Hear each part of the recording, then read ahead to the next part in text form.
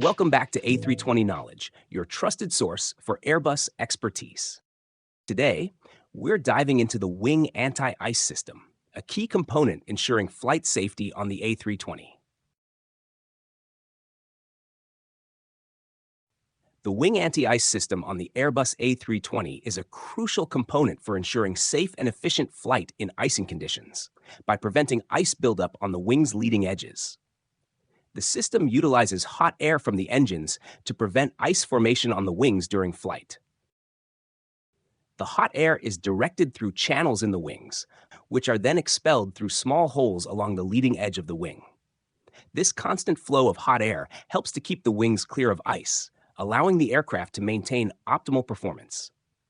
Specifically, the system employs hot bleed air from the pneumatic system to heat the 3 outboard slats on each wing, slats 3, 4, and 5.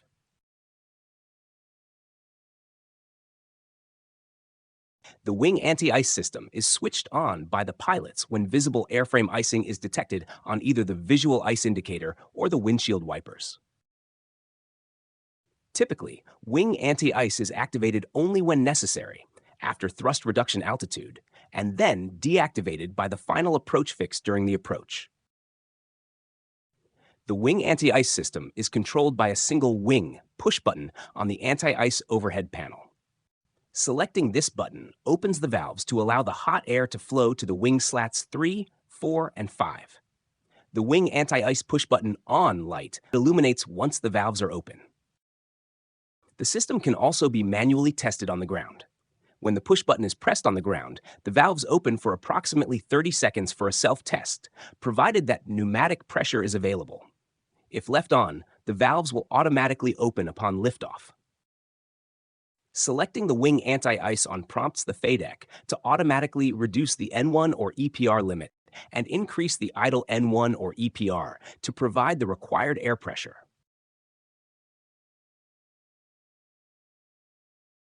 The wing anti-ice valves automatically close upon detection of a pneumatic hot air bleed leak or loss of electrical supply. An amber fault light on the wing anti-ice push button signifies that the anti-ice valve is not in the required position or that low pressure is detected. The APU bleed air and wing anti-ice cannot be used simultaneously. This is because APU bleed air does not go through a pre-cooler, unlike the engine bleed air, and therefore the slats might get damaged by the unregulated hot air. In case of a DC essential bus fault, wing anti-ice functionality is lost. This will necessitate the avoidance of icing conditions and applying a landing distance calculation if any ice accretion occurs. In the event of a dual LGCIU fault, wing anti-ice is limited to 30 seconds of heating, similar to the ground test. For bleed management following an engine failure, the status ECAM page states 1 pack only if the wing anti-ice is on. This requires only 1 pack to be switched on in the case of an engine failure with the wing anti-ice still operating, and is due to the pre-cooler performance. Thanks for tuning into this bite-sized tutorial on the wing anti-ice.